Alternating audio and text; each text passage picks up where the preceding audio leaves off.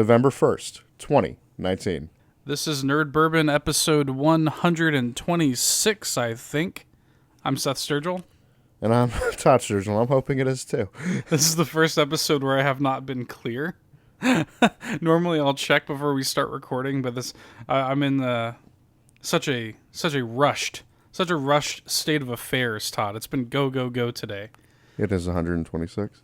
Okay, great. Because the last folder, because I usually put in the last episode into the past shows folder the day we do the new one. So I'm looking fucking phenomenal. Yeah. I'm glad I was not wrong. Yeah. Right? We're here, Todd. We're ready to go. I don't know about that. I've never been so ready. I'm hot and ready for you, Todd. I'm like Little Caesars. Just call me Little Caesar, Todd, because I'm hot and ready. The only It's not the only thing that's hot and ready. and little. That's true. Painfully true. Oh, Todd, it is November 1st, the time these dear listeners are listening to this. You know what's significant about November 1st? Nothing. It would have been amazing if you guessed exactly what I was about to say. November 1st is when the review embargo is lifted for Death Stranding. Oh, shit. So we will finally know how Kojima's unfettered vision ended up. So yeah, at the time you're listening to this, Death Stranding review should be live. I'm curious about it, man. I mean, I've always been curious about that game. Where do you think it's going to land? Well, what's your gut feeling telling you? So I feel like just the vision of the game is going to be interesting enough. I just think the game's going to be boring, personally. You think the gameplay is going to be boring? Yeah, I think the gameplay is going to be boring. Did you see the final trailer that released this week? I saw that it came out. I just haven't got around to fucking watching it. First of all, it's like 8 minutes long. Oh, fuck. And it's actually a really cool trailer, and it kind of showcased... I think the gameplay is going to be interesting. Mm-hmm. Some of the stuff we've seen, I can see why you would think that. Like boring gameplay with, the... Because, ultimately, it's about walking from one end of the country to the other. Mm-hmm. But especially in this final trailer, you're starting to see some interesting shit. It looks like there's going to be some really cool things happening along the way. I feel like that's what's going to carry that game through for a lot of people is, the interesting shit in it. But if you had to guess, what do you think the average review score is going to be? Oh, the average, out of 10? Yeah. I wouldn't be surprised if it got, 9s and shit. I could see a 10. But honestly, I feel like it should hover around, maybe an 8. Yeah, it's funny because I was thinking about this at work today because, and you guys can all go and look at this now at the time you're listening to this. The reviews are live. And I was thinking, do you think that Kojima gets a little bit of a pass? You think there's a little bit of a Kojima bump? Yeah. Just because it's a Kojima game? That's what a lot of people said about Breath of the Wild. Breath of the Wild gets gets that Nintendo bump, blah blah blah. I think Breath of the Wild is legitimately great, regardless of the fact. I think that's just a great fucking game. But there is something to be said about that bump, the bump of a legacy. You come into it with a predisposition, wanting to love it. You kind of come in, you wanting to love it, and also kind of knowing what to expect in a way. Not with Kojima, you game. don't. Well, that you expect the unexpected. You feel me? Right, just like Tiny Toon Adventures said in their theme song, expect the unexpected with Kojima. That's the first and only time Kojima will ever be related to Tiny Toon Adventures. I don't know. I'm looking forward to it though. I'm looking forward to seeing where it lands. I would be shocked, considering the Kojima bump and everything and just how little we know about it. People have been playing it for weeks. I'd be shocked if you saw people being too harsh on the game, regardless of how it is. Mm-hmm. But we'll see. I'm so interested. You know what I finally pre-ordered? What? And I forgot I didn't have it pre-ordered is Jedi Fallen Order. I still don't have it either. I need to do it still too. Yeah, I finally said fuck it and I pre-ordered it. I was Because either way, I'm playing that fucking game. I actually was like looking. I'm like, please come out around like an off day of mine, please. No. Comes out on November 15th. It's a Friday. Same day as Pokemon Sword and Shield. Oh shit, that's something I need to pre-order too. Which Woo! I actually believe. Is it live yet or no? I think they just put it live. I'm weirded out, man, because I'm getting nervous now. Now that we're so close, we're like 2 weeks out. I'm like, maybe these motherfuckers aren't going to show us the starter evolutions. These bastards. Like, maybe I'm like, dude, normally, like, this is so, the way they're handling this game is so unlike the Pokemon Company, because normally there would be a big bombastic direct. Dude, like, when Pokemon Sun and Moon came out, they left no fucking stone unturned. We knew everything about that game before it came out, you know? But, like, now, I just feel like there's been a steady, like, trickle of news, but, like, the stuff that we really want to know, we still don't really know. And now I'm kind of wondering if they're just not going to tell us. I'm like, are you fuckers really not going to tell us what the starter evolutions are going to be? I don't know. Part of me respects it, but part of me's like, you fuckers. I need to make a choice, you bastards.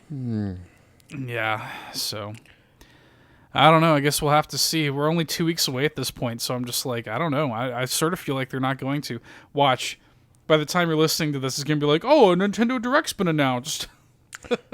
for like yesterday at the time this episode goes live. Like, like fucking... Yeah, you're too late, bitch. That's the podcaster's curse right there, especially when you cover, like, news. Mm-hmm. Anyway, Todd, let's get right into it. Some video games have released over this past week. You and I have both been playing two very different video games, so I'm going to let you start. What have you been playing this week? I've been playing Call of Duty Modern Warfare, and it feels like 10 years ago type shit. Mechanically, though, it feels different. Yeah. I'll say my mindset, definitely. I'm excited to, like, come home and play this game. Still have not put as much time into it as I, like, wanted. I think I'm only, like, in the multiplayer, like, level 17 or some shit. I was going to ask, have you even touched the campaign? Yeah, so, I do want to talk about that. Okay. I sat down to start it and record it. Yeah. And I just, like, I gotta be in a certain mindset to record shit. Yeah, you have to be on. Was not in that mindset, but I'm like, I want to play the campaign. Yeah. So I actually was gonna snap you. I'm like, probably not gonna record the campaign. You just disappointed so many people. No, I know. Yeah. I think I look. You got to do the heart wants what the heart wants. I'm sitting there. I'm like, I don't feel like being on right now. I just want to enjoy this campaign for what it is. And here's the deal. I haven't beat it yet. I'm probably close though. But it's good. It's a very good campaign. That's what I hear. A lot of people are saying it's the best campaign since, like, Black Ops 1. Like, I really do love the way that they're handling the campaign. Bro, spoilers, bitch. Oh, you're just gonna don't do that. Nah. Don't get right into spoilers. No, I'm not gonna. I'll say this. There's a situation. Game's like 5 days old. I know, but there's. I'll be vague with it. There is some, like, situations in that game where you're like, damn, they really are going there. Yeah. So they get dark and gritty. I mean, in a way, like, bro, like there's a thing early on where you're basically like, you're playing as one of the player characters, and it's just like you are dealing with a terrorist attack. Like they're legit going around, like, just gunning down civilians. You're trying to stop them and shit. And I'm like, damn. Yeah, you can spoil shit for me off mic, but I like, because I don't care. It's that's I'm not gonna like being like where it's happening, but it does go places, with the campaign. I'll say this, because I do remember, and this isn't a spoiler, because this is in preview coverage of the game, but I remember in the preview coverage of the game, they described a mission where you play as, like, a child. Yes. Having to survive. Oh my fucking god, dude. Yeah. That sounded really cool. Nah, dude, that shit was intense. Like, I actually just recently played that level. And I was just like, fuck. Yeah. That whole level, I want to talk to you about that level, like, more off mic. But that shit was like, goddamn. I remember with just looking at interviews and previews and stuff, like Infinity Ward had said that their goal with this campaign was to really like up the intensity and up the stakes. There was a line that Price had in one of the levels that I really liked it. It was essentially like war has a high ground. Try to stay on it. Morality wise, you know what I mean? Like I was like, fuck. It's cool. That's like, the number one thing I mentioned. I'm sure the multiplayer is great, but dude, multiplayer is fantastic. But dude, the campaign, I'm just sitting there like, I'm enjoying. I feel like just I don't know. I feel like me doing a campaign, like doing a little recording of me playing it. I was like, I wouldn't be like as invested into it as I am right now. Yeah, that's not necessarily a streamable. Like I'm not gonna like when The Last of Us 2 comes out, I'm not gonna be like, hey guys, watch me fucking. It's just not. It's just not me. Like those are games. This is like this campaign was like it's one of those things where I just kind of. Yeah. I wanted to just sit down, really enjoy it for what it is, and I am impressed with the campaign. Like I have not beat it yet. I have spoiled a little bit for myself. Like I know that the campaign is essentially wide open for like the sequels, and that's another thing I was talking about. Dude, the game is gorgeous. That's funny because Call of Duty normally looks pretty good, but yeah, it sounds like they've really upped the ante visually. The cutscenes look fucking fantastic. The game looks fantastic. You might run into some issues like when you first get into a level and it's like kind of like loading some textures, but I'm like that's reasonable, you know. Like the game's looking this fucking good, and that's about one of the only issues I've seen. Well, I think they were even saying that on PC it has like ray tracing and shit. Shit. Which is like really kind of newfangled technology that not everybody has their head wrapped around yet. And like for Call of Duty to come out swinging, being like, "Hey, bitch, we got ray tracing." Yes. Like, and so that's just me vaguely talking about the campaign. It's like a solid. Like I'm enjoying the hell out of it. I do want to talk about the multiplayer though, as well, because that's where you've spent the bulk of your time, right? Yeah, as much time as I can with it. So I have definitely found my weapon class that I really love. I'll say this: overkill is a necessity. It usually is. Because dude, pistols are dog shit in this game, dude. Really? Dog shit, man. Because I pre-ordered the game, so I got these like legendary like blueprint armory weapons that I could actually use before I even have the basic weapon unlocked. So I was rocking. It's arguably one of the best pistols in the game, 357 Magnum. Not a fan of how it like handles. Wasn't just not a fan. Is it like too heavy or something? It's too slow. Like it's like pop. I'm like no, bro. Like that shit garbage. So what I ended up doing is I switched to overkill for a lot of my classes, and I used the double barrel shotgun as my backup. Okay. And it's like I actually just recently unlocked it for myself, and I'm kind of like playing around with it. Does it have that dog rapist range? Oh, it's pretty good, dude. It's pretty good. Well, here's the thing: if I didn't have it sawed off, it'd probably even like better. You can fucking snipe with this motherfucker. Oh, so hang on. So does that mean your verbiage there made it sound like you took the shotgun and you like modified it? You chose to make it sawed off. Oh yeah, there is a sawed off barrel thing. That's cool. So yeah. So actually, that's actually something I can get into is the gunsmith. The amount of attachments for every weapon is unfucking real. That's just hearing you talk about it for a second. I was like, that sounds deeper than it normally is. So the gunsmith, there's like obviously there's the stocks, the clips, the grips, the optics, the fucking butt, the muzzle. Dude, there's so much shit in this. Mm-hmm. Like the barrel, the muzzle. Like so on one of my muzzles, I actually have a breacher tool, and that is essentially allows me to one-shot melee with my weapon. Nice. And then there's obviously the grips, but there's like fucking depending on the weapon, there's like 8 grip choices. You have to you get obviously you got to level up your weapon to you start using other attachments and stuff like that. Because weapon level is still a thing in the game, which is fine. I think it works out if you're like if it becomes your weapon, you know, the more you use it. My go-to weapon class right now is I love marksman rifles. Okay. Because it's funny is I'm actually like really, really good with the sniping in this game. Because it's so little tangent. I've been playing the 2v2 modes, which have now become, it's called Gunfight. Yeah, And, we fucked with that in the beta and yeah, liked it. so me and Ronald were playing with it. Our dumbasses changed. He made me change my. He didn't make me. I just did it for the fuck of it. I changed it back, but you can change your Activision account name, and his ass changed his shit to El Chapo, and I changed my shit to Pablo Escobar. Wow. And we're just going around, just booty blasting people in a gunfight. And funny story with that El Chapo shit. I'll tell you about it like after I get through this. But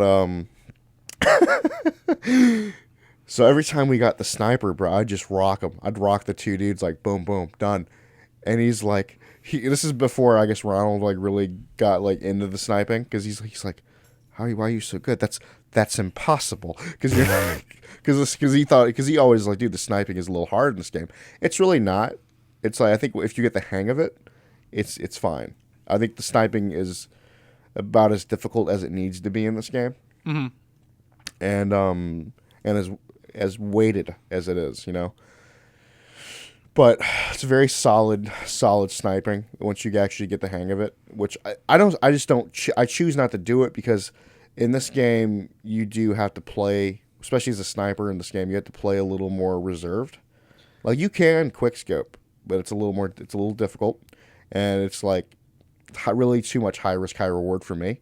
So I found my way to the marksman rifles, which are like the DMRs, essentially like the semi-auto, just fucking like rifles. And the first one being, I think I got it like level 20 now, is the EBR, basically the M14 or /M21 from the old games. Okay. Yeah, that's probably where I would fall. Right yes. there. Yes. So I actually right now I'm like rocking like a hybrid sight. Like I switched to red dot when I'm like close up, and I like go up, like then I just switch out to like basically the ACOG sight, which is the hybrid sight, you know. Really love that sight. It's been a lot of fun. I shit on people with it. And now I have that class as my favorite. And it's like that. I got it set up with my double barrel shotgun as my secondary, just doing the Lord's fucking work, just destroying people. And then recently I unlocked the weapon that I was curious about. We used it once in the 2v2s, actually in the beta, is the lever action. Good old lever action, huh?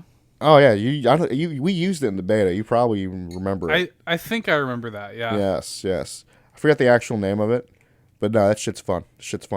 It technically has a faster fire rate than the M14 or the EBR. I mean, I am using it. I want to see if it like how I like it once I get some better sights on it. But either way, the only reason I'm finding myself wanting to stick to the EBR now is essentially because it has a 10-round magazine versus like the 7-round magazine that the M12, I think it's called the M12, which is they're both fun weapons. The P90 is better than I was hoping the P90 is about as good as I expected it to be. Which I always love a good P90. So the P90, I haven't used it in a while because I've been just really rocking the marksman rifles, but I do have the P90 at like level 8. It's about as good as I expected. It is exactly what I wanted from the P90. It's fucking fast fire rate. Like if you're close up, you're fucking virtually unstoppable. It's actually way more accurate than it's ever been in the game. Like I can beam motherfuckers from pretty far range actually with it. Nice. It's actually surprisingly accurate for because it usually isn't accurate at like long ranges in the old ones. But that's a lot of fun. And I do want to talk about this El Chapo shit that I ran into. So I already changed my shit back. We were playing Search and Destroy. And Ronald's the last one left. He's in essentially a tunnel. And I'm just being like, I always do this to him because like I love making Ronald laugh and getting him killed, essentially. Yeah, I used to go like kind of do like a crocodile hunter, like do a Steve Irwin fucking thing. Oh, like narrating him. Yeah, oh crikey, like fucking like talking like because he has that stupid OMG unicorn shit. Yeah. Yeah, so he's doing the El Chapo shit. I'm like, the elusive El Chapo. Is he at the end of his line? Basically, like he's in this fucking tunnel, like backed up and shit. That's funny. Dude, he's like, stop it. I'm like, he's basically like, I'm going to pee myself. It's like, The man has no control of his bodily functions, so. That's a topic in itself. But definitely have a lot of fun doing that dumb shit. Because he actually recently wanted to do, when we did the El Chapo and Pablo Escobar, he's like, no, I fucked up. We should have changed our names to the worst presidents in history. I'm like, oh yeah? Like what? Fucking, I could have been Richard Nixon. You could have been Donald Trump. Oh, God. I would have done it just to see the hate mail. You definitely would have got some. As I like shit on them. It's like Donald Trump or some shit. Making Call of Duty great. Make COD great again. Like just the stupidest acronym ever. Like Makadga. Oh Lord. But yeah, it's been a lot of fun. Definitely you'll be hearing I'll be talking about it for a little bit. I want to play it.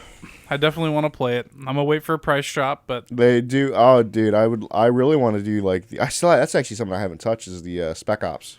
I was gonna ask you about that because I hear it's broken. Really? What? Like I hear it's busted. I haven't touched it. For one thing, I hear that they only have one of the missions available right now, and it's like apparently it's like buggy as hell. I have not touched it, so I wouldn't even know. Yeah, I was gonna ask you about that. So I mean, hopefully by the time you get it, it's actually good to go. Yeah, and hopefully they will have added some more shit. Because yeah, apparently right now they literally have like one mission of it. People are super disappointed in that mode right now. So we'll see how it goes. But it sounds like everything, the campaign is good and the multiplayer is good. So I mean, that's good enough for me personally. It's like there's one thing I didn't like seeing. What's that? Is a beardless Price. See, I always hate it when I see somebody with a beard and then like suddenly I see them without the beard. I'm just like, ugh. They did like a fucking like 10 years earlier or some shit. Yeah. I'm like, no! What is this? Before the iconic facial hair. I was like, you sons of bitches. Before the facial hair that defined the man. Yeah.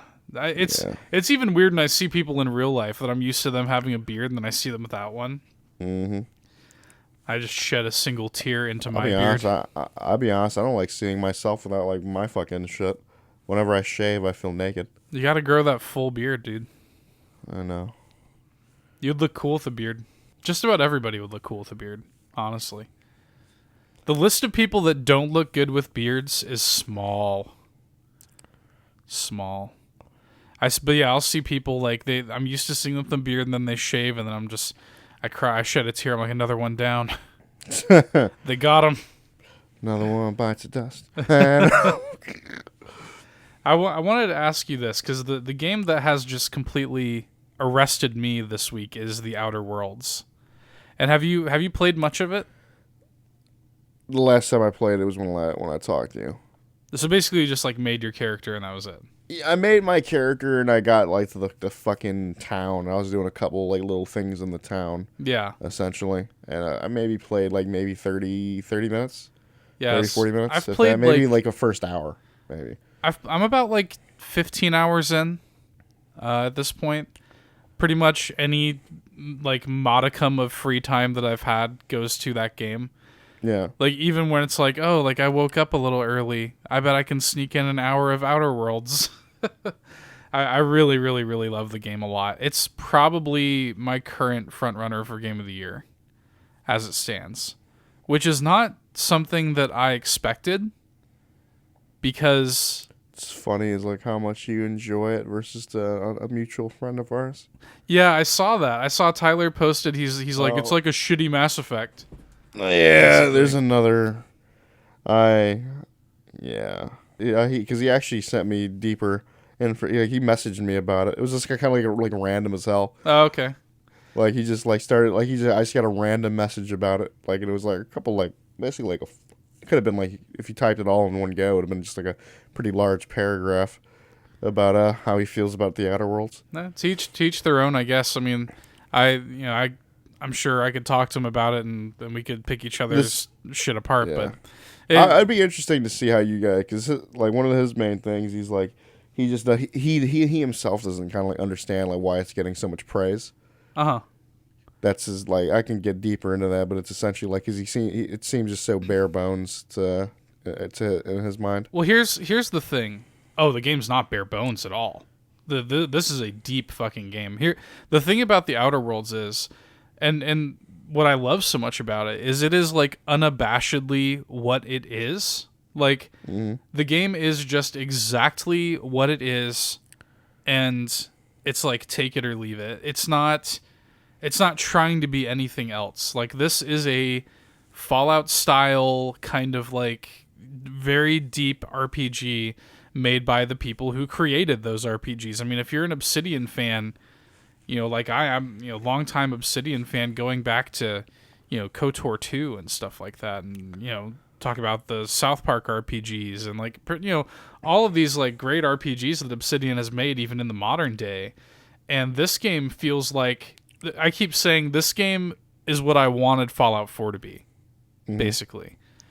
Because it does feel a lot like Fallout. The comparisons are obvious to make to Fallout.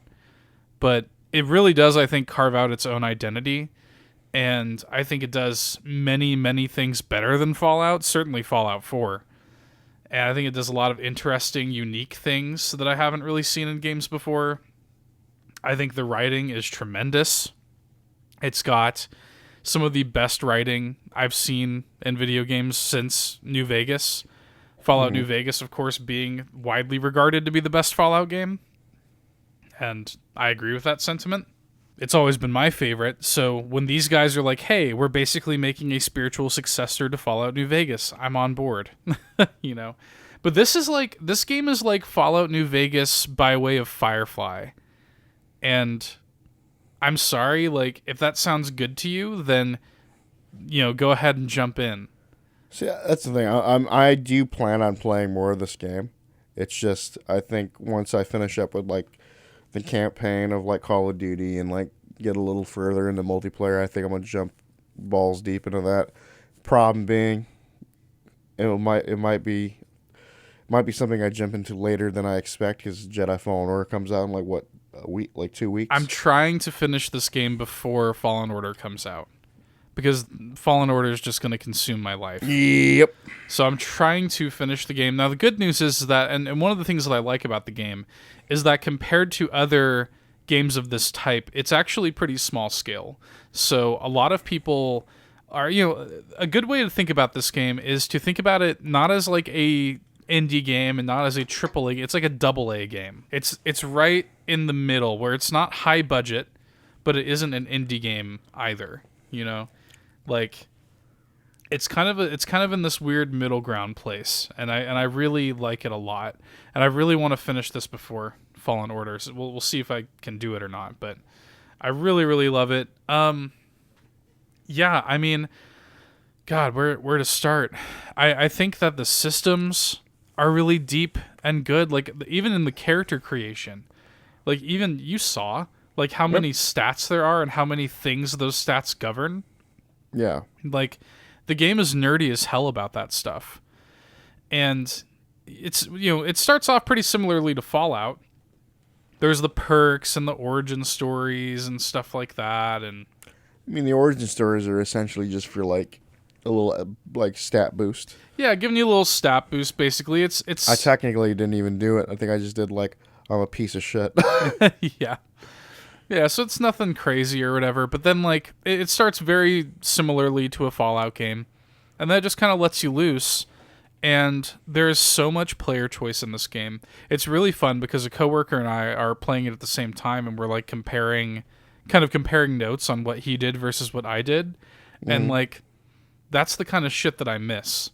And like even like Dan, our mutual friend who's playing it, and he's also really enjoying it. Just like hearing the shit that he did, and like Dan's playing a video game. Yeah, he's playing Outer Worlds, and he loves it. And we've been like kind of comparing notes, and like I'm telling him about like shit that I found out because I'm very dialogue focused, and I'm like digging deep into the dialogue trees and stuff. Just on the off chance he listens to this, all these games that you've been playing, and it's not Uncharted 4. No, it's not. You piece of shit. It most certainly is not. Yeah, I'm really, really liking it. It's really scratching that itch, and it's got some interesting stuff. Like there's a system called the flaws system, which is really cool, where based on the way you play, the game will basically offer you a character flaw. So, for example, say you're fighting. So one of the monsters in the game is called a Raptidon. And say, like, once you take X amount of damage from a Raptidon, the game will offer you, like, say, hey, you can take this flaw, and it's basically whenever a Raptidon is near, these stats go down, or whatever. Like, now your character is, like, afraid of Raptidons, right?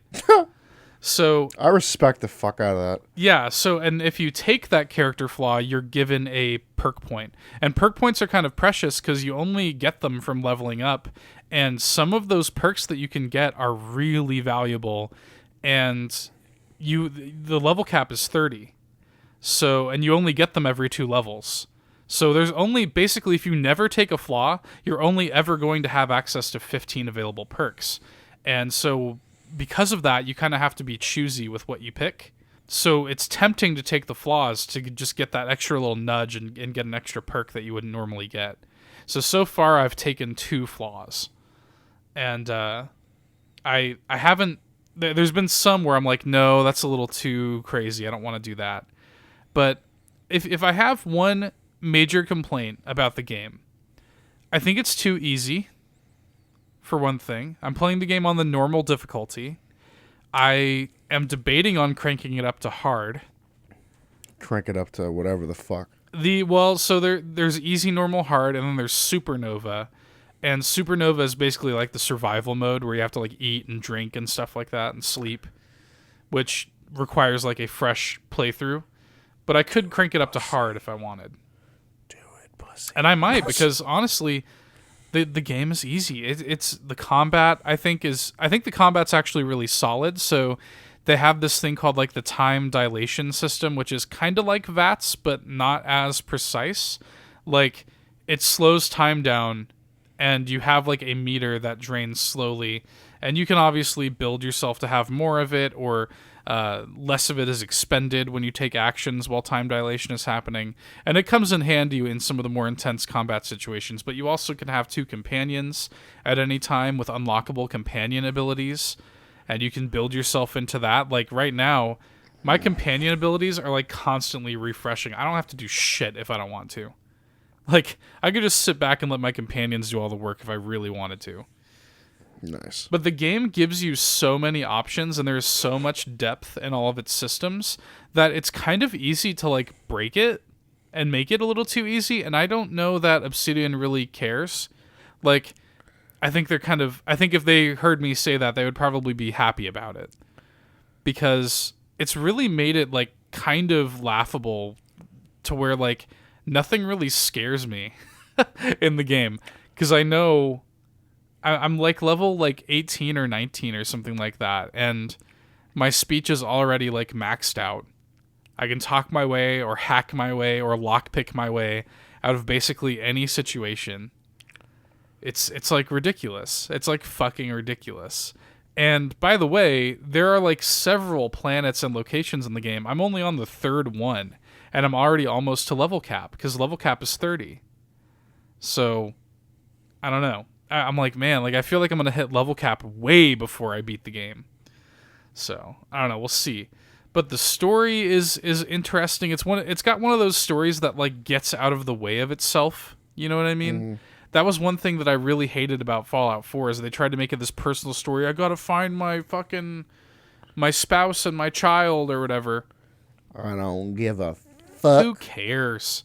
What I love about this game too is this game gives you the option, literally as the player character, to say, I don't give a fuck about the story.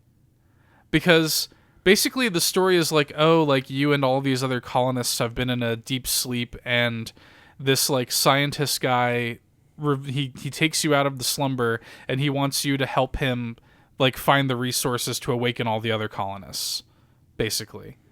Mm-hmm. But you can completely say, I don't give a fuck about that. Your character can. In fact, there's been dialogue options where there's people who are looking for the scientist guy that revives you. Like he's like a wanted fugitive. there are people looking for him, and there have been dialogue options where I could have turned his ass in. And I respect that. Didn't you?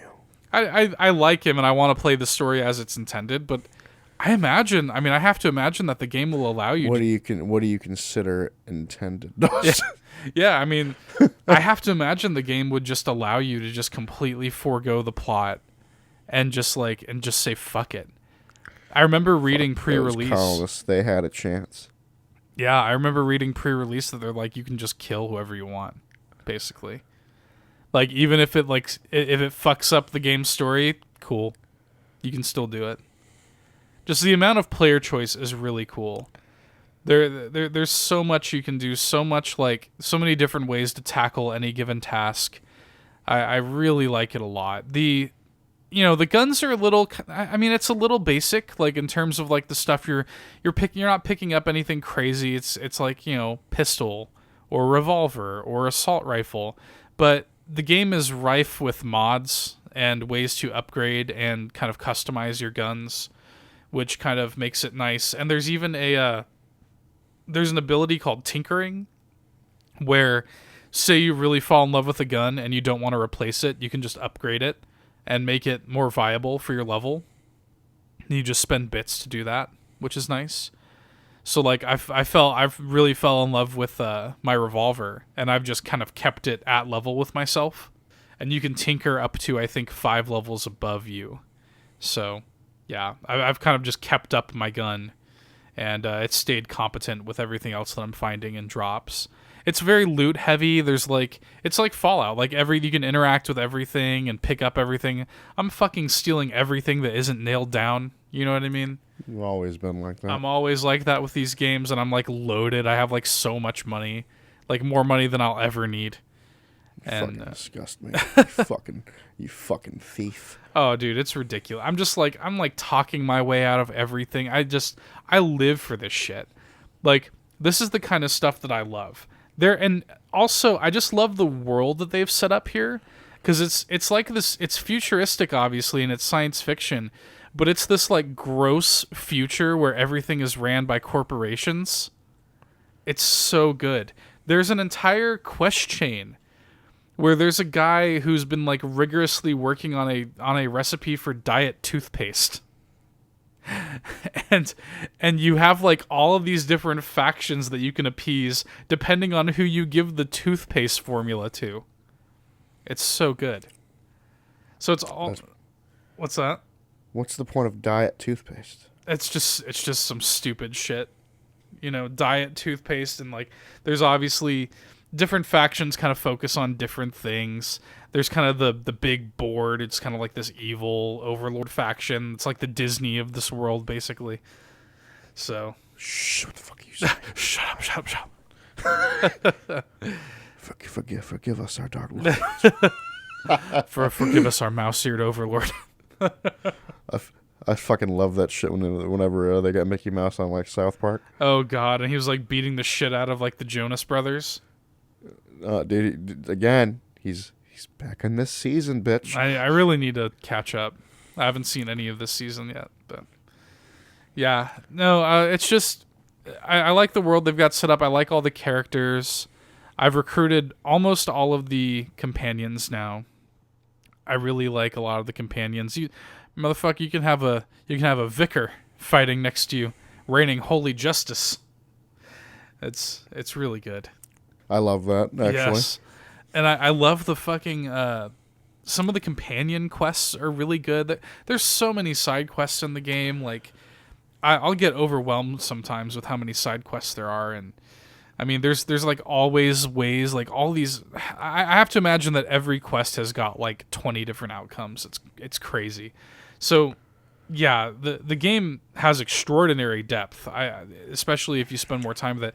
I mean, look, it's low budget. It's very clearly low budget. I think the game's art is really pretty, but the engine isn't. Like the textures are kind of muddy. It doesn't look super clean. I think it actually runs pretty good. Like I get frame dips every now and then.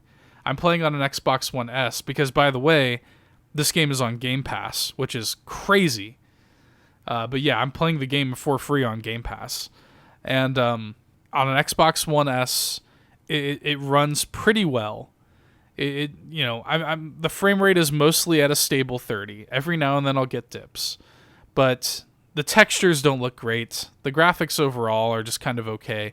The art is really, really pretty though. The skyboxes are breathtaking sometimes, but no, I don't know. I could gush and gush and gush, but I really love it. And the writing though is the best part. That's what I really want to drive home. The Obsidian's writers are best in class. Like, the game can be funny. The game can have just like some great lines with great characters. Like, this is the shit that I live for. This is what I come to these games for, you know? That's what made Fallout New Vegas stand apart. Even in spite of all the issues Fallout New Vegas had, the writing and the player choice really elevated it above its competition. And The Outer Worlds is doing the same thing. I would take this game over Fallout 4 any day of the week, Todd. Any day of the week. And I liked Fallout 4. Like, did you though? Yeah, I platinumed the game, or I 100% of the game, or whatever. Fallout 4 was a good game. You do have issues with it though, because every time you play, I think you played Dying Light with me, and you're like, that's what I'm saying. These games, like, Bethesda is getting constantly shown up by these smaller games. The Outer Worlds is just as detailed as Fallout 4 in terms of the stuff you can do, all the player choice, all the writing, and all the work that was done to it.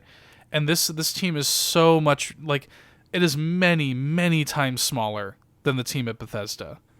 And the game runs better, and they didn't, like, give me some stupid character that, like, is voice acted and, like, take away all of my player choice. It sucks. Like, the more I think about Fallout 4, the more actually angry it makes me. Because, like, God, like, they fucking made my character talk. That sucks. Like, that really sucks in a role-playing game. I don't want to sit here and listen to this dude whine about his, like, wife and kids. It's an RPG. I'm supposed to be able to be whoever I want to be. You know what I mean? That's what the Outer Worlds allows you to be. You're a captain of a ship. Go and have fun. That's what this game is. So, and it's got all these little elements. I could see how somebody could make comparisons to Mass Effect. The comparisons to Fallout, of course, are inevitable. But I think it really has carved out its own place. And why are people praising it? Because it's doing something that its competition is not. It is exactly what it is. It's not trying to be anything else. And that kind of game done correctly is a rarity these days. A Bethesda-style RPG done right is not done very often anymore. Not even by Bethesda. That's what I was saying. Doing Bethesda better than Bethesda. Exactly. So, and I'm telling you, I hope this game does really, really well for Obsidian, because now that Obsidian is owned by Microsoft, I want to see a sequel to this game with Microsoft money behind it. Because this was published, it's called like Private Division, like some publisher I've never heard of. So can I tell you, I saw like a really solid meme. Yeah? Involving Bethesda and Obsidian and like Star Wars. You've turned them against. Oh yeah, I saw that. Yeah, you see it. You did that. You've yourself. done that yourself. It's true. It's so true. I mean, like, they're doing everything Bethesda does, but better. And they're a small team with like no budget from some publisher that nobody's ever heard of. Microsoft, take note of this. You know, this is a little tangent. It's like, you know what's always funny to me is just like when it's like whenever I forget about Bethesda comes back wanting another ass beating. Oh yeah. Oh, and by the way, they're in the news too, so we're gonna talk. Oh, god damn it! We're gonna be beating them up a little bit more later on. So I'm just sitting here. It's like that SpongeBob. How many times do we have to teach you this lesson, old man? Shit. Here's the real funny thing. I don't know how many times you've had to say that. Yeah, it's some real shit.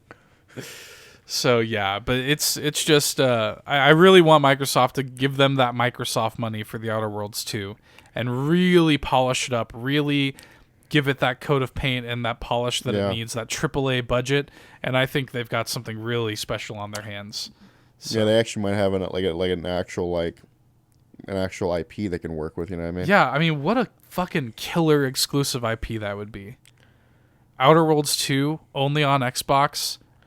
Yeah. Like, that would be fucking dope.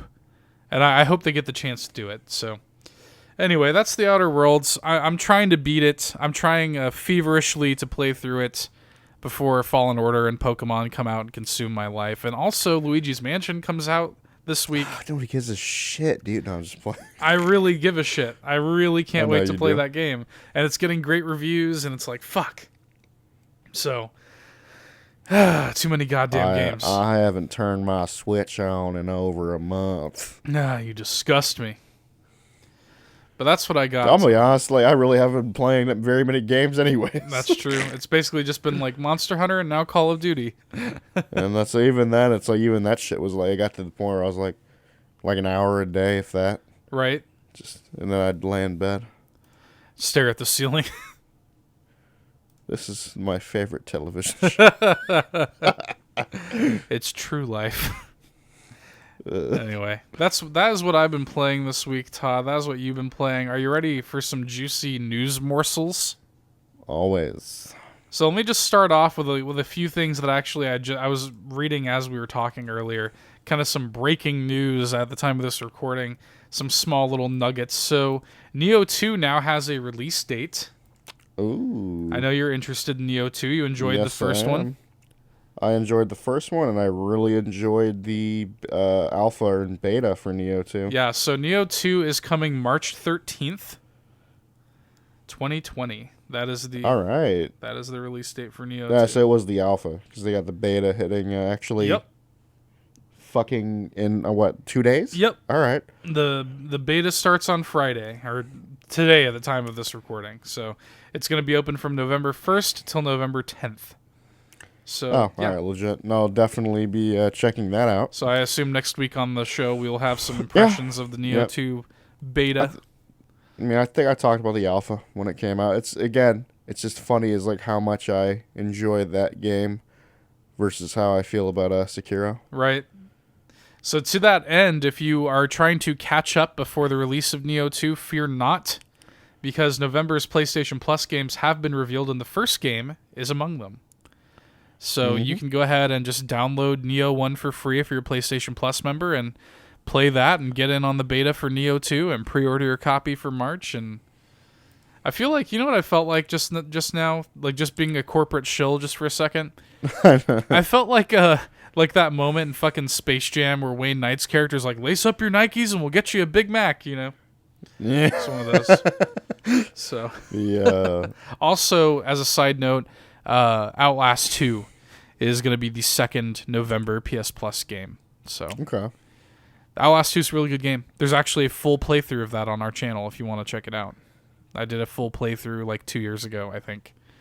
So Yeah, it was the first year of Nerd Bourbon. yeah, so that's on there. If you want to watch me play through Outlast 2, that's a thing.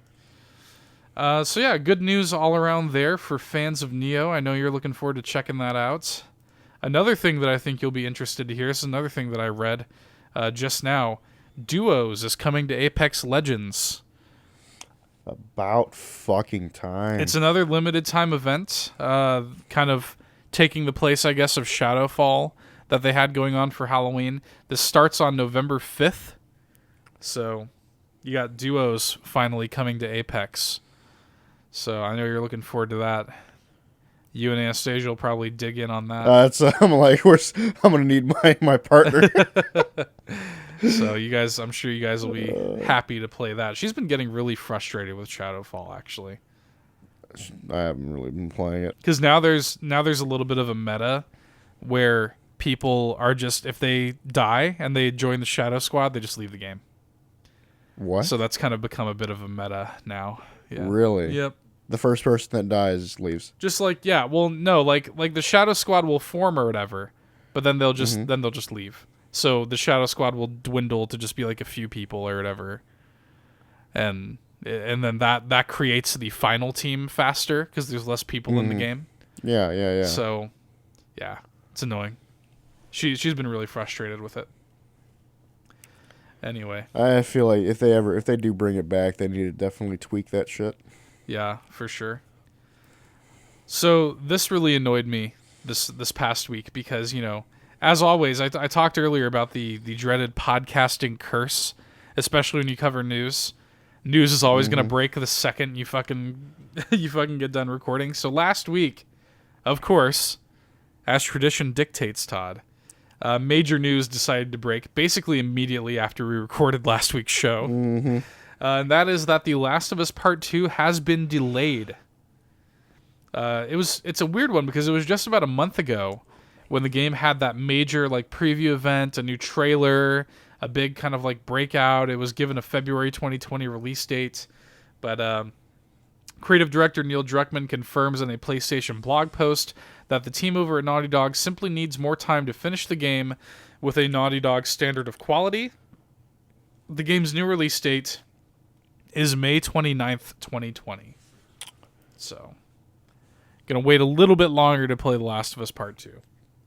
I'm fine with it. I am too. A delay has never made a bad game. It's never made a game worse. And you could take as long as you want to make The Last of Us Part 2 as good as the first one. If they delayed it to 2021, I wouldn't be pissed. So, interestingly, the Oracle Jason Schreier over at Kotaku, that we kind of cite a lot on the show, he indicated over there that this has adjusted Sony's release scheduling for Ghost of Tsushima as well, because that game never had a concrete release date. But Jason reports that it was originally planned for a spring/summer 2020 release date and has now been pushed to later in the year as a result of The Last of Us 2's delay. My God. So, because The Last of Us got pushed, Ghost of Tsushima also is getting pushed. See, now it's like they're making me hate Last of Us even more. No, I'm just talking shit. Now, this leaves me wondering, though, so what is Sony going to release in the spring? Are they going to put anything out in the spring timetable? Is it going to be Ratchet 2? Shut the fuck up. No, I'm just Here's the thing. I'll play the shit out of it. I have been screaming from the rooftops about Ratchet 2 for how long? That's the perfect time to release that. Yeah, and I had a lot of fun playing through that reboot. Put that out somewhere in the March-April time frame. That's perfect. So here's hoping. We will see. Speaking of delays, Ubisoft also confirmed this past week that it would be delaying several of its upcoming titles. So, Gods and Monsters, Rainbow Six Quarantine, and Watch Dogs Legion will now all be releasing within Ubisoft's 2020-2021 fiscal year. And basically what that means is that all of those games are going to release sometime between April of 2020 and March 2021.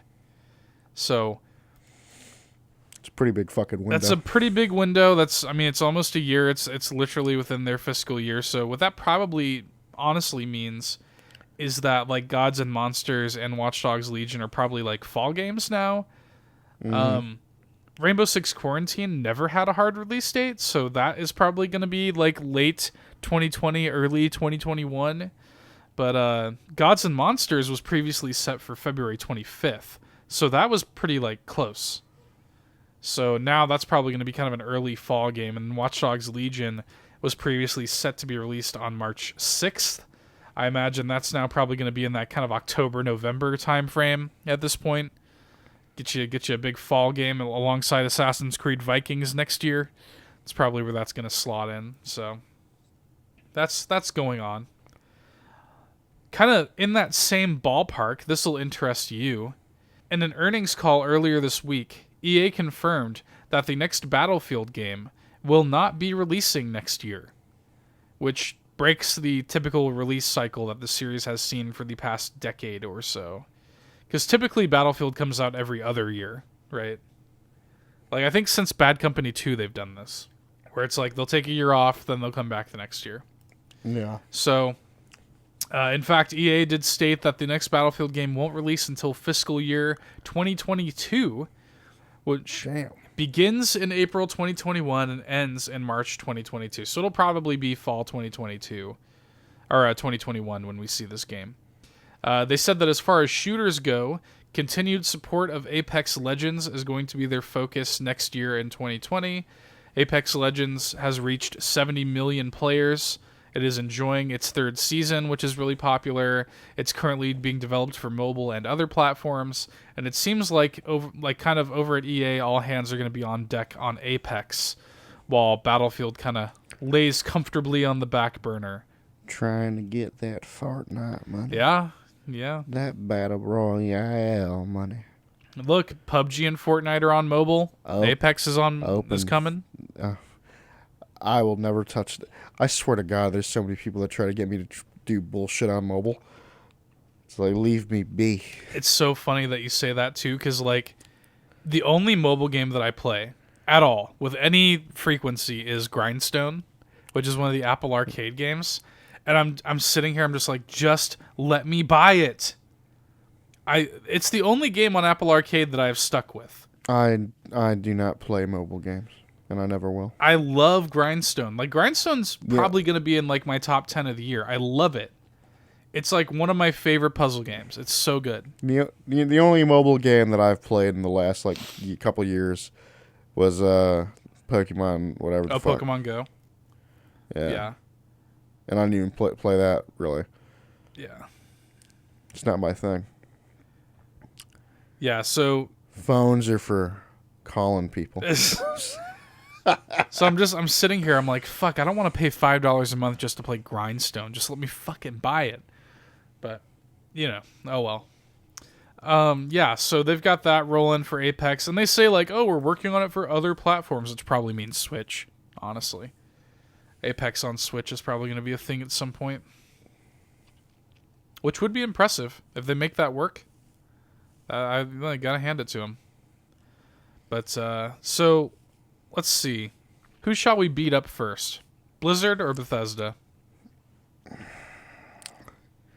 They're equally balanced, as all things should be. It doesn't really matter. We're gonna end the show this week kind of delivering duo ass beatings here, basically, because let's go. Let's fuck Blizzard up first.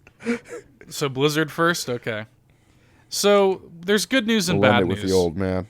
What's that? We'll end it with the old man. You're next, motherfucker.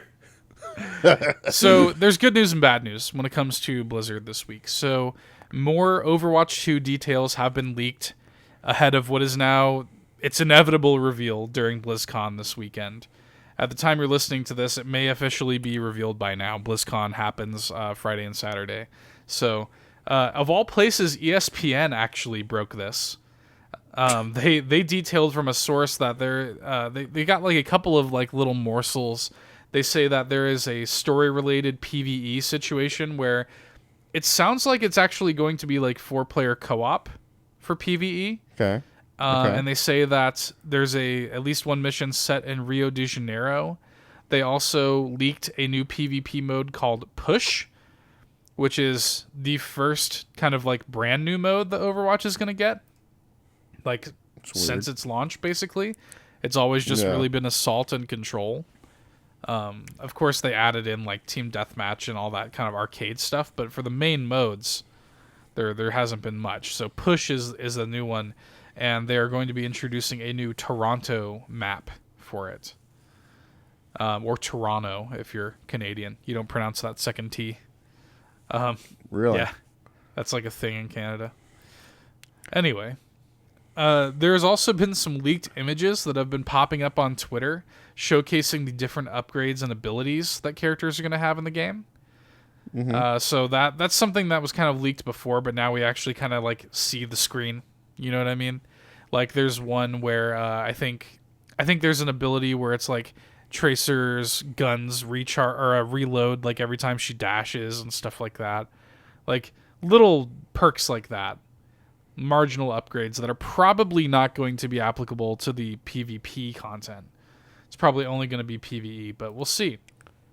And to put a cherry on top of it all, as if it was not already leaked to hell and back, official artwork was found hidden in the code for the Blizzard Gear store. So they probably set that up so that it can be like easily added to the site once the game is properly unveiled at BlizzCon. Mm-hmm. But yeah, people have already found it. It's like artwork of like Reinhardt and Brigitte, and interestingly, they've got that character Echo, that like robot character that everybody's kind of assuming is going to be added as a hero. Are you talking about the one that was in McCree shit? Yeah, the one that's like an Omnic. Yeah. The one that was in McCree's, Yes. like that chess shit. Yeah. So that one, it looks like, I don't know if it's going to be an Overwatch 2 or what the deal is going to be, but it looks like that character is finally coming into the fold. So, because that character, he or she or it or whatever, or them or whatever the fuck pronoun you use for it, it's in that that artwork. So it's definitely involved. So here's my big question. I've got two questions, Todd. So we've got all signs pointing to like major game announcements that are coming from Blizzard this weekend. You know, Overwatch 2 is basically confirmed. And then we've got, Diablo 4 leaked, Diablo 2 remastered. It seems like the fucking it seems like the next WoW expansion seems like it got leaked too a little bit. Really? I didn't hear about this. What's the deal? Shadowlands? Shadowlands. Interesting. Yeah, I've not heard of this. That wouldn't surprise me at this point. It's a lot of, I'm on like Polygon right now. Interesting. Blizzard Gear Store leak appears to show off World of Warcraft's next expansion. You might be seeing current Lich King boy as a. So they're just doing fucking Lich King again. They're doing Wrath. All right. Yeah, apparently. I'm seeing this. So yeah, some promotional materials, I guess, started getting leaked online for World of Warcraft Shadowlands. Players will explore the land of Bastion. And yeah, it seems like Bolvar 4 Dragon, the new Lich King, has got some art here of him here. I mean, it looks cool. But, I don't play Modern WoW, so I play WoW Classic occasionally. But yeah, so in other words, so they're coming out swinging with all these major, I mean, these are the kind of announcements people want to see Blizzard make, right? Like, in theory, this is all really exciting stuff, and it looks like it's going to make for an exciting BlizzCon. But they've caught so much shit lately with the anti-Hong Kong stuff. Doing that like head cocked back anime laugh, basically. Yeah. Oh, it's going to be so fucking delicious. Dude, people are already on Reddit like planning protests and riots and shit. Fuck yes. Like, it's going to be a shit show.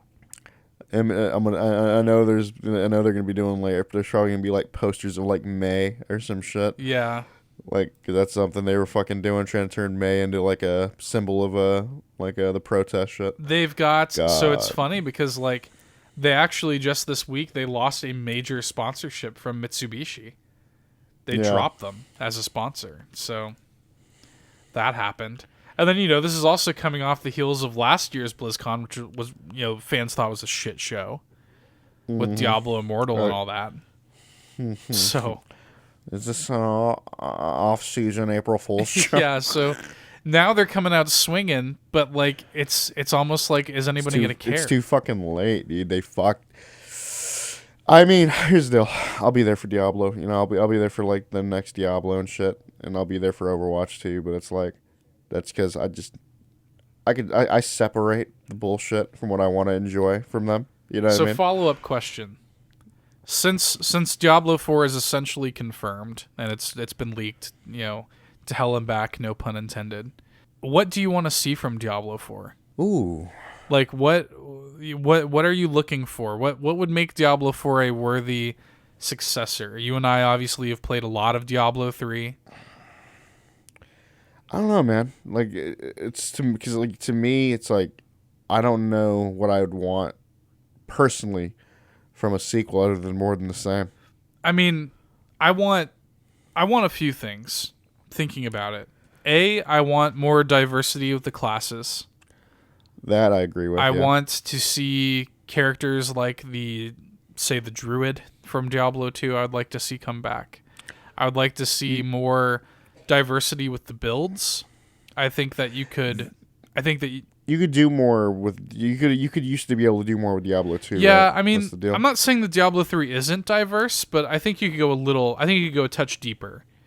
Because really all you have, you can customize your abilities and the way that they're slotted, and then you obviously can customize the runes. But that's about it. I mean, the main thing that really gives you your builds and is like, because I think essentially my build is a pretty common one. Right. Is fucking the Akarat's champion, just corruption, just fucking blowing motherfuckers up. I think you could go deeper with stuff like I like the idea of like the set gear and stuff like that, and the seasons and all that. I think that's all cool, and I think a lot of people like that and expect it to return. Rifts obviously are going to return. Yeah, definitely rifts are great. I would like to see adventure mode expanded upon in a big bad way. More than all of that, though, I want it to be day and date on Switch. Like, launch day, I want to be able to buy that on my Switch day one. And I want it to be supported just like it's supported on PC. Because I fell in love with playing Diablo 3 on my Switch. I think the Switch is the perfect place for Diablo. That is dead ass where like I've... Shit. I don't think I've put as much time in it that I've put on PS4. Right. But it was streamlined to where I've passed up my shit in PS4. Yeah, and I mean, I think you still ultimately ended up putting in like 70 or 80 hours on Switch. Yeah. So, yeah. It's crazy. I love that game. I really think that I really think that they need to support the Switch right out the gate with this one. And I know that graphically it's obviously going to be a lot more intensive, of course, because Diablo, I mean, hell, Diablo 3 came out almost 10 years ago now. It came out, I think, in 2011. So Did it really? I think so. Either 2011 or 2012, if I'm not mistaken. But, I mean, it's been a long time. Either way. 2012, yeah. So fucking crazy. So yeah, it's been a minute, and I just really think that I just, you know, I want to see all of that stuff made deeper, made bigger, made better. I want it to be on Switch day one. So the only thing I truly want is my Crusader, and he still has primo dialogue. I just want them to come out swinging with the classes, give me some really cool, diverse classes, and good diversity, good reasons to play as them, and I'll be a happy camper with that. Scratch that. Let me play as a Templar. There you go. You were Templar, John Doe. You ready to end the show by dumping on Bethesda a little bit? I have a hot dookie awaiting them. Let's go. So this was another thing that we talked about briefly on last week's show, but is now gone live, the Fallout 76 Fallout First service. Tangent. I saw like an article that there's like a fucking class war. Oh, yes. So that's a thing. But also just, I mean, look, as if fans needed more reasons to like shit in this game's cereal. It seems like this newly released like Fallout First premium subscription service has been plagued with a lot of launch woes, Todd. So why'd you say it like that? Launch woes. For starters, the quote-unquote title of this episode. No, yes. For starters, the quote-unquote private servers that were arguably the main draw of Fallout First. Weren't there like looted shit? Well, yeah. Well, they're not private. There's no way to make your world invite only. So, like, if say you want to play privately in your own world, which is the reason that you would fucking buy Fallout First, or one of the main reasons anyway. Say you want to play privately, and I go to your profile, and I see you playing it. I can just join your world. I can just join it. There's no way to make it invite only. It's completely joinable. So, yeah, regardless of if you wanted me to or not. And that's to say nothing. There's this. Another big perk was a scrap box where you could put like your junk and your like material components. I heard that people were like losing materials. Yeah, it's deleting them. So yeah, I've got a quote here from Bethesda. They made a statement to Polygon in response to this shit show. They said that they're kind of working to sort out these problems. They say, quote, "We understand this is not what players expected for their private worlds." Yeah, no shit. No shit, it's not what they expected. They expected it to be, I don't know, private. How much money do they pay in a month? I think it's $12.99. They paying people are paying Bethesda $12.99 to get bent over and fuck. The quote continues, "We are looking to provide an option in an upcoming patch that will allow Fallout First members to restrict access to their servers more completely. Fixing the scrap box issue is currently our top priority," Bethesda added. Yeah, no shit. Yeah, no shit. "We are also exploring ways to restore the missing items." Just fucking... So give us cheats. Give people cheats to just fucking spawn their shit. So by the way, that does not, confirm that you're gonna get your missing items back. Yeah, we're looking into it. We hope we can give you your fucking missing items back.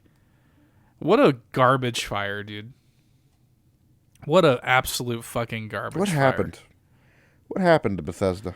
I don't know. I was telling you this as I was playing. Like, at this point, I'm genuinely worried about, like, fucking, like, Elder Scrolls 6. Yeah, I mean, that's what I was telling you. Like, as I'm playing The Outer Worlds, and I'm just like, I don't understand how these smaller development teams can get it so right, and Bethesda can get it so wrong. I still think back to, like, that fucking, the E3 or whatever, when everybody was, like, standing there clapping. It's like, what are you fucking idiots clapping for? Yeah. Like, for just, like, a fucking, like, was it, like, a mountain range, essentially? It's because we're all so hopeful. We want, because that's the thing about these companies that have fallen, is, like, we loved them once. You know? I loved them once. It's, again, man, it's like, I love Skyrim as much as the last person, but it's like, fuck. And you want to believe that there is still good in their heart somewhere. You want to believe that Elder Scrolls 6 is going to come out and just, like, set the world on fire and be exactly what you want it to be. It's not. Dude, I don't think it's going to be. Unless they We have no evidence to suggest that it's going to be. Because what we have to gauge modern Bethesda on, and they don't release games that often. So it's like, when they do release games, they're supposed to be amazing. And the games that they've released since Skyrim, which, by the way, came out in 2011, came out 11/11/11. And other than the many re-releases of Skyrim.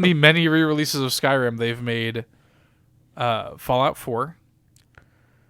Which was, in my mind, it's subpar. I'm not a fan of it. It's whatever. Probably my least favorite Fallout game. Yeah, I'd say the same. I think it's good, and I liked it, but it's probably my least favorite Fallout game. And then they made 76, which was just a shit show. It's been a shit show since day one. Like, since launch. And I understand there are people that like it, and I understand they have this, like, NPC DLC that's coming out. By the way, that was delayed, too. That's not coming out until next year now. When was it supposed to come out? It was supposed to come out this year. Oh, shit. So yeah, it's not good. It is not good. Somebody needs to put them down. It just. Somebody needs to they need to take Bethesda out back and just. I mean, they're still making money hand over fist. Fallout 76 somehow still sold extraordinarily well. It's like that and Anthem. I'm like, how did these games sell so well? Can I tell you? I'll tell you why. A hope. A chance. That's why I think we're still giving Bethesda a lot of a free pass. Well, it's the same thing as like Anthem. Anthem did well because it's the same mindset of like, we love Bethesda, we love old BioWare, you know, like it's the same fucking story, two different developers, and it's just why we got to stop loving them. I loved them once. They had my heart. I'll still say this: Anthem is a fun game to play. That game is just other than that is dog shit. And I mean, and here's the deal: is like I look forward way more to, say, Dying Light 2 than I do to Elder Scrolls 6 or Starfield. Oh yeah, without a doubt. Like I'm actually ready to see more of Dying Light 2. And because they've given me a reason, because their pedigree tells me that I should be excited about it. Like Dying Light 1 was so good and so fun, and there was certain. I mean, does that game have issues? Yeah. It does. Yeah, the story it's still sucks, a very but fun game. that's stories. That's the thing. Yeah, the story sucks, but that's the thing. Coming into Dying Light 2, they're like, okay, what's our biggest issue? The story. Okay, so let's get fucking. I think Chris Avellone is working on that game. Who, by the way, has got roots in. I think he's the main writer, and he's got roots in these games. Yes, I think story. Like in he this used to work for Obsidian. Well, dude, like, I remember the first like trailer we saw for Dying Light 2, and I was just like, I was already like, God damn.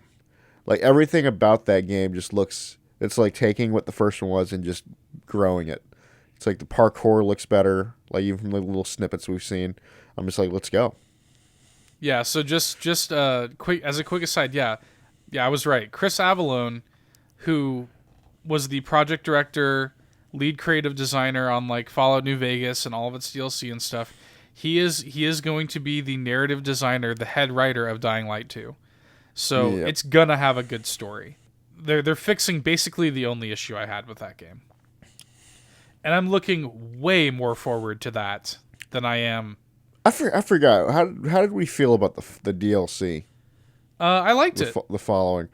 I think my only problem with the following is I just don't care for the buggy. Yeah, they tried to make it like really open and like flat. Yeah, like, yeah. It wasn't really like city it's anymore. Like, it was like yeah, country. it's like it's like, motherfucker, I played this game for the parkour. Like, yeah, so that was a little weird, but I still liked it overall. I had a good time with it. But no, I mean, like, that game is really good, and I'm way more looking forward to that than anything Bethesda's working on. I'm enjoying Outer Worlds way more than I've enjoyed Fallout 4 or Fallout 76. Like, there's no excuse anymore because these way smaller teams are doing what you do better. That was the thing. We always gave Bethesda a pass back in the day because nobody else is making games like them. Well, guess what? Now people are. Now you're going to have a game like Cyberpunk, which looks fucking incredible, made by a way smaller team. You've got Cyberpunk and Dying Light 2 and the Outer Worlds, all of them shitting in your mouth. Well, I think Cyberpunk's doing a little more than just shitting in their mouth. I'm just saying, like, these guys are eating your fucking lunch, and it honestly makes Bethesda look like a joke. So, yeah, sorry if I'm not like standing and applauding at Elder Scrolls 6, because Bethesda's got a lot to prove to me. I really do feel that way. It's to the point now where like I feel like Bethesda games used to be like day one purchases for me. Nah. These companies that have gone downhill, they used to be the seal of quality, man. When you saw that BioWare logo, that Bethesda logo, that meant quality. And we've been beating this horse on this podcast. It's like for like BioWare and Bethesda for a while now, beating this dead horse into the fucking ground. Stop! He's already dead. It's like let's say it again. When was the last time BioWare was genuinely good? The last game, I like Mass Effect 3 more than most, but the last like critically like universally loved game from them. I mean, a lot of people like Inquisition. I didn't. So for my money, Mass Effect 3 was the last really good BioWare game. And Bethesda, what would you say? Skyrim. Yeah. Like, both of those games are approaching their like 10-year mark. So it's been 84 years. It's been. Anyway, I'm tired of being angry, Todd. It hurts my head. My blackened heart can only shrivel so much. They were good once. I loved them some time ago. But anyway, there's always two. Always two there are.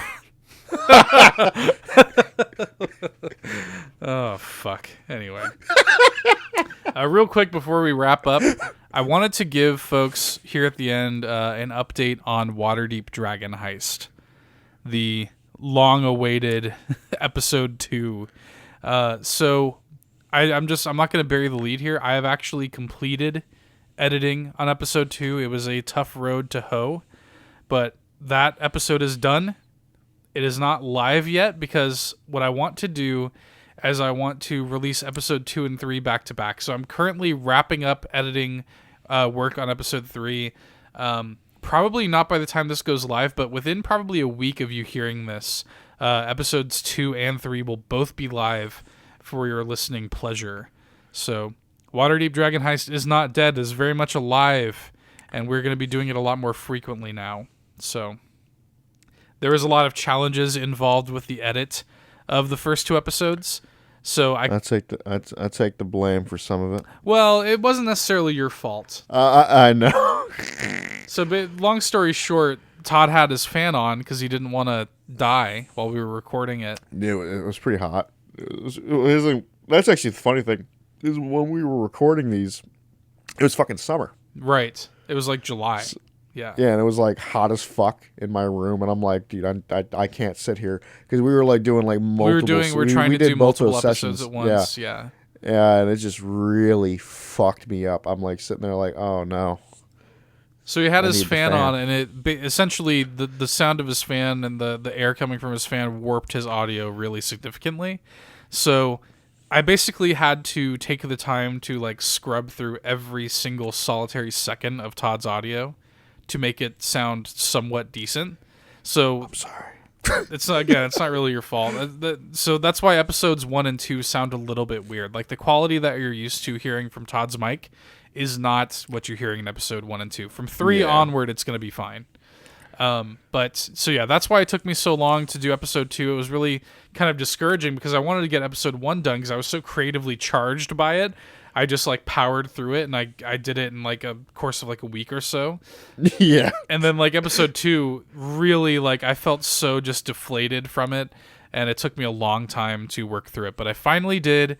It's done, and I am, happily editing episode 3, and I'm almost done with it. So within the next week or so, you'll have both of those episodes up, and we will be doing Waterdeep Dragon Heist much, much more frequently. So you can look forward to that. We had some people, I think even Tyler asked about that recently. So, oh really? Didn't he? That's funny. Didn't he ask you about it? Like, where's Waterdeep Dragon Heist? I don't know.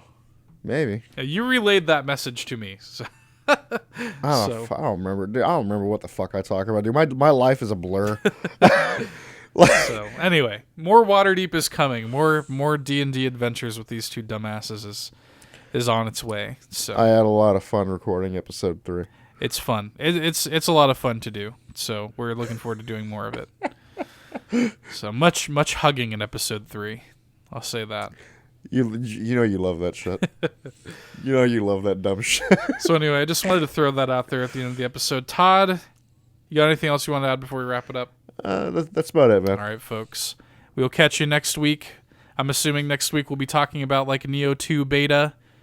I'll probably be talking about some Luigi's Mansion. So, sounds good. We'll catch you next time. Get fucking dunked on. Bye.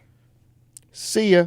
Hey there, thanks for checking out another fantastic Nerd Bourbon video. If you like what you saw and you want to see more, be sure to go ahead and subscribe, leave us a like, drop us a nice comment, or I guess a mean one if that's your prerogative. But until next time, get dunked on.